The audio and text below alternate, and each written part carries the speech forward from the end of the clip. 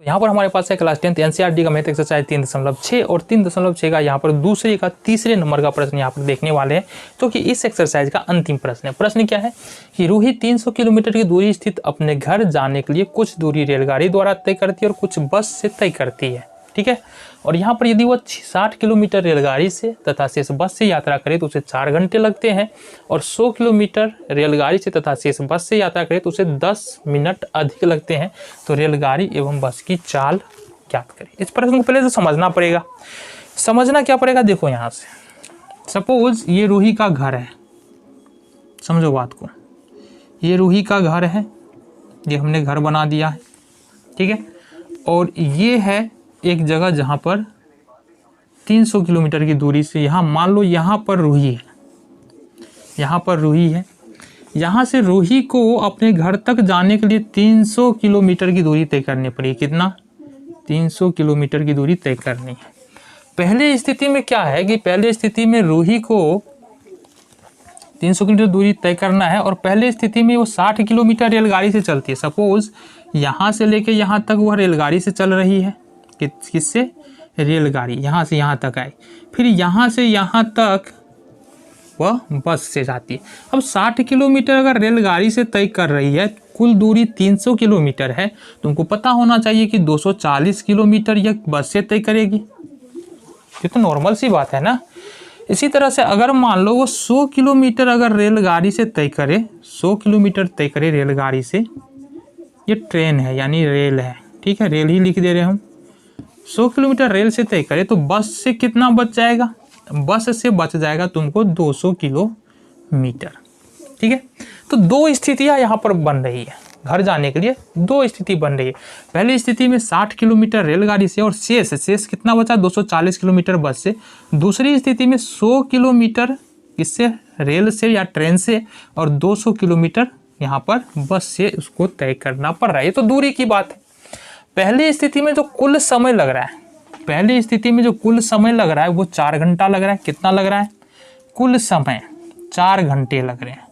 और दूसरी स्थिति में जो कुल समय लग रहा है ना, तो वो 10 मिनट, 4 घंटा 10 मिनट लग रहा है, ठीक है जी। इतनी बातें क्लियर हो गई।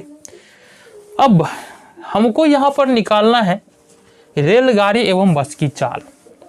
तो सबसे पहली बात, हमेशा की तरह जब भी दो चर वाले रैखिक समीकरण हो, जो तुमको निकालने के लिए बोला जाए उसको मान लो। तो बोल रहा है क्या? रेलगाड़ी एवं बस की चाल निकालो। तो हल में यही करेंगे। माना कि रेलगाड़ी की चाल बराबर में x किलोमीटर प्रति घंटा, और बस की चाल बराबर y किलोमीटर प्रति घंटा। अब चाल की बात हो रही है तो वो तो फॉर्मूला आएगा ही, चाल बराबर दूरी बट्टे में समय। ये वाला फॉर्मूला तो तुमको पता होगा अच्छी तरह से।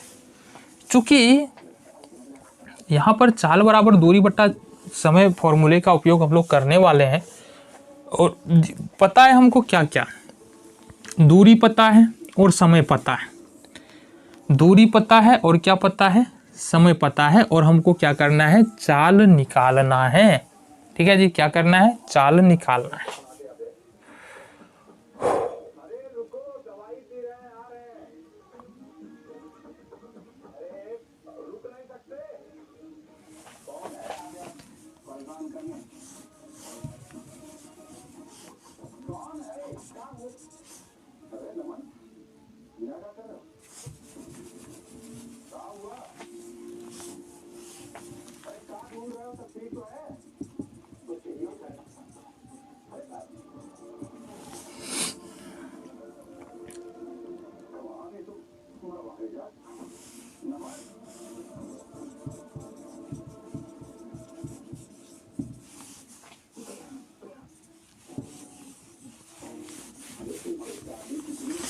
तो यहाँ पर हमने क्या देखा कि चाल बराबर है दूरी बट्टा समय, इसलिए समय बराबर क्या होगा? समय बराबर हो जाएगा दूरी बट्टा चाल।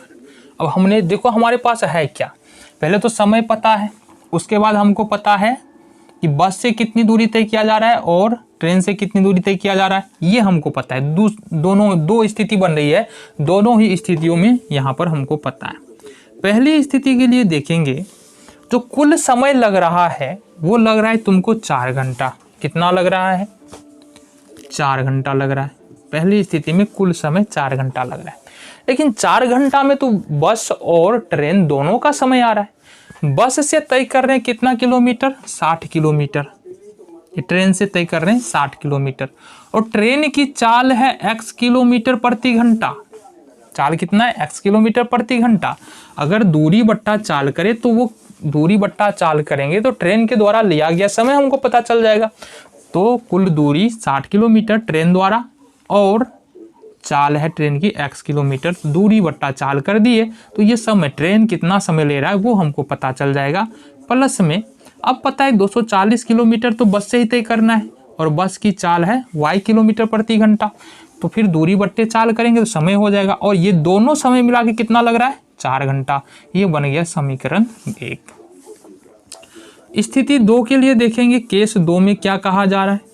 स्थिति 2 के लिए देखेंगे तो पहला 100 किलोमीटर ट्रेन से चल रहा है तो ट्रेन द्वारा लिया गया समय दूरी बट्टे में चाल, ट्रेन की चाल x किलोमीटर, तो ये ट्रेन कितना समय ले रहा है ये पता चल जाएगा।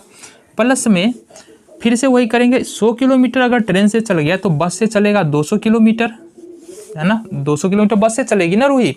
अब बस की चाल y किलोमीटर प्रति घंटा, तो यह ट्रेन का समय ये बस का समय दोनों मिलाकर 4 घंटा प्लस में 10 मिनट को हम घंटा में बदल देते हैं। ठीक है जी, 4 घंटा 10 मिनट को हमने क्या किया? घंटा में बदल दिया। ये हो गया हमारा समीकरण नंबर 2।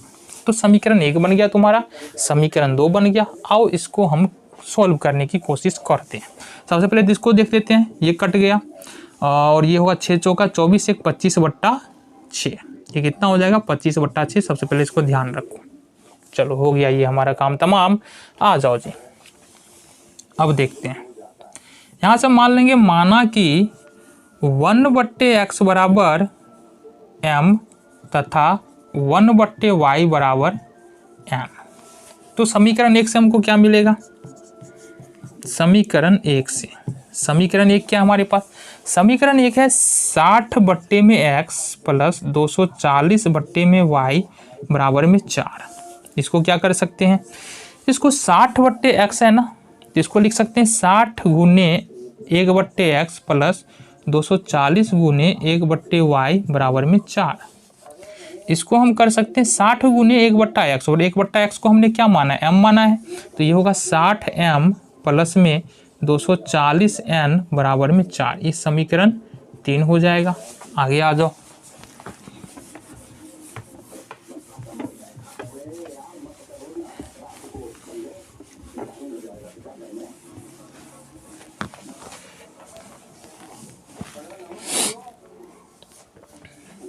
समीकरण 2 देख लेते हैं। समीकरण 2 से क्या कर सकते हैं हम? समीकरण 2 क्या निकाला हमने? 100/x प्लस में 200/y और बराबर में यह है हमारा 25/6। ये निकल के आ रहा है। तो यहाँ पर इसको लिख सकते हैं 100 into 1/x plus 200 into 1/y और बराबर में 25/6। 100 का 100 रहेगा, 1/x को m लिख देना है, 200 का 200, 1/y को n लिखना है और ये होगा 25/6। समीकरण हो जाएगा ये 4। तो समीकरण 3 और 4 को अब हमको क्या करना है? सॉल्व करना है। कैसे करेंगे? आ जाओ, लिखेंगे समीकरण 3 और 4 से। 3 और 4 से समीकरण 3 है हमारे पास 60m 240n, 60m plus 240n बराबर में 4। और समीकरण 2 है हमारे पास, यानी चौथा है 100m प्लस में 200n बराबर में 25/6। एक बात बता दो हमको, यहाँ पर तो ना ही m का गुणांक बराबर है ना ही n का गुणांक बराबर है, तो गुणांक बराबर करना है हमको। क्या करेंगे गुणांक बराबर करने के लिए? पहले समीकरण में m का गुणांक 60 है, यहाँ पर हम गुणा कर देते हैं 60 से, ठीक है, दूसरे समीकरण में। और दूसरे समीकरण में m का गुणांक 100 है, यहाँ पर हम पहले समीकरण में गुणा कर देते हैं।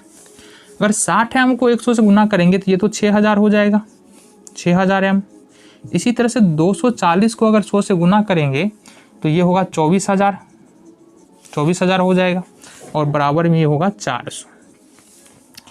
60 को अगर हम 100 m से गुना करें तो फिर ये हो जाएगा 6000 m प्लस का प्लस 6 दूना 12, 12,000 हो जाएगा। 200 का अगर 60 से गुना करेंगे, और यहाँ पर देखो 25/6 को अगर तुम 60 से गुना करोगे, 6 दाएँ 60, ये हो जाएगा 250। ये कितना हो जाएगा 250। इसको सॉल्व कर लो।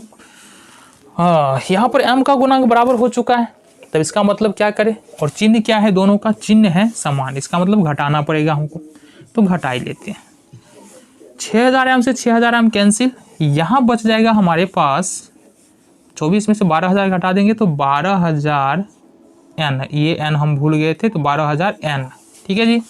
बराबर में 400 में से 250 घटा देंगे तो ये बच जाएगा 150। तो n का मान देखेंगे तो ये क्या होगा 150 और बट्टे में 12,000। 0 से 0 कैंसिल हो जाएगा, 15 अट्ठे 120, 80, यानी कि n का जो वैल्यू तुमको निकल रहा है वो निकल रहा है 1/80। n का वैल्यू क्या निकल रहा है 1/80। अब n का मान क्या करते हैं, समीकरण 4 या 5 में से है ना, 4 या 5 है ना, 3 या 4 में से किसी में रख देंगे। n का मान समीकरण 3 में रख दो, ज़्यादा बेहतर रहेगा। 3 में रखते हैं तो 3 क्या हमारे पास 60m plus 240n, 60m plus 240n बराबर में क्या है 4। अब आ जाओ, n बराबर 1/80 निकाला है हमने। 60m प्लस 240 और n का मान है 1/80 बराबर में 4। गौर से देखना, 0 से 0 कैंसिल, 38 का 24। 60m प्लस 3 बराबर 4, 3 को दूसरी तरफ शिफ्ट करेंगे, प्लस में इधर आके माइनस में हो जाएगा, ये हो जाएगा 60m बराबर में 4 माइनस 3, ये हो जाएगा हमारे पास 60m बराबर 1, और m बराबर देखेंगे तो ये होगा 1/60। तो m और n का मान हमको मिला है, अभी भी x y का मान नहीं मिला है। तो आ जाओ देखते हैं, हमने माना क्या था जरा बताओ। हमने माना था कि 1/x बराबर m, याद करो यहाँ पर हमने माना था ना, यहाँ पर कहाँ पर 1/x बराबर m और 1/y बराबर n। तो इसको ये लिख रहे हैं 1/x बराबर m, तो 1/x हो जाएगा, और m का मान अभी निकाला है हमने 1/60। क्रॉस मल्टीप्लिकेशन करो, 60 एकम 60 60, x एकम x, तो ये निकल गया x का मान कितना 60 किलोमीटर प्रति घंटा, जो कि बस की चाल, ट्रेन की चाल है। तथा और क्या माना था हमने, तथा हमने माना था 1/y बराबर n, 1/y, और n बराबर हमने कितना निकाला है 1/80। कोना कोनी गुना कर लो तो क्या होगा, y एकम y y हो जाएगा, 80 एकम 80 80 हो गया। तो यहाँ से बस की चाल कितना हो गया 80 किलोमीटर प्रति घंटा, है ना। उन्हें माना ना रेलगाड़ी की चाल x किलोमीटर प्रति घंटा, x निकला यहाँ पर कितना 60 किलोमीटर प्रति घंटा, तो रेलगाड़ी की चाल 60 किलोमीटर प्रति घंटा। बस की चाल y किलोमीटर प्रति घंटा, तो बस की चाल यहाँ पर कितना आ रहा है 80, इसलिए बस की चाल हो गया 80 किलोमीटर प्रति घंटा। तो ये एक्सरसाइज यहाँ पर खत्म होता है। मिलते हैं अगले वीडियो में अगले एक्सरसाइज के इंट्रोडक्शन वीडियो के साथ।